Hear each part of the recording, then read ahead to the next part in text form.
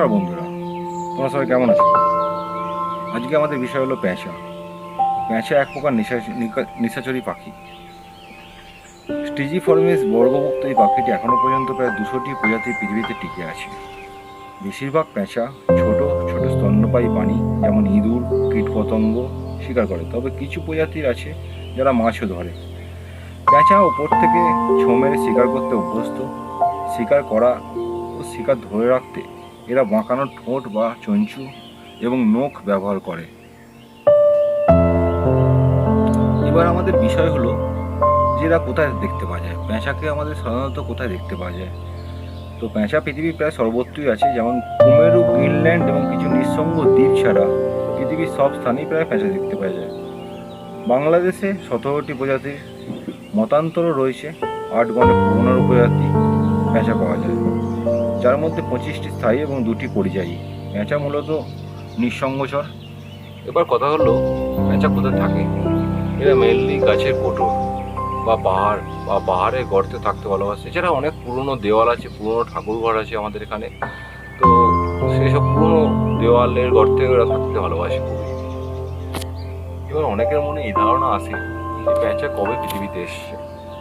পেঁচা কবে আমাদের এই পৃথিবীতে এসছে তা নিয়ে নিশ্চিত করে বলা না গেলেও গবেষকদের দাবি আমাদের পৃথিবীতে মানুষের আগমনের অনেক আগেই পেঁচা পৃথিবীতে এসছে।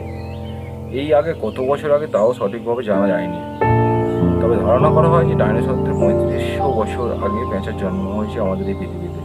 পেঁচার জীবাশ্ম গবেষণা করে গবেষকরা অনুমান করেন আজ থেকে প্রায় 6 কোটি বছর আগে পেঁচার জন্ম হয়েছে।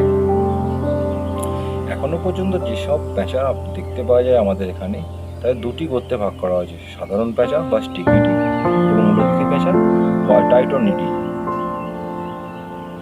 ভিন্ন প্রজাতির পেঁচার ডাক ভিন্ন রকম।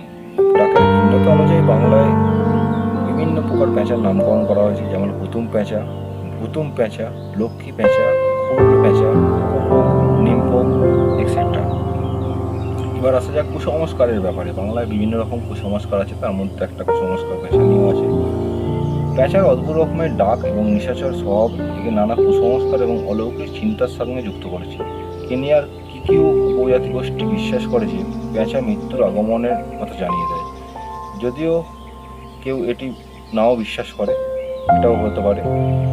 যদি কেউ একটি পেঁচা দেখে কিংবা তার আওয়াজ শুনে, তাহলে সে মৃত্যুমুখে পতিত হবে, এটা তারা বিশ্বাস করে। প্রচলিত বিশ্বাস বলতে পেঁচাকে মন্দ ভাগ্য, শারীরিক অসুস্থতা অথবা মৃত্যুর প্রতিচ্ছবি হিসাবে গণ্য করা হয়। প্রাচীন কাল থেকে এই বিশ্বাস অদ্যাবধি হিসেবে প্রচলিত রয়েছে। তো বন্ধুরা, পেঁচা সম্বন্ধে যেটুকু ধারণা আমার ছিল সেটুকু জানালাম। যদি ভিডিওটি ভালো লাগে তাহলে লাইক করুন, শেয়ার করুন এবং চ্যানেলটিকে অবশ্যই সাবস্ক্রাইব করে দিন। থ্যাংক ইউ, ধন্যবাদ।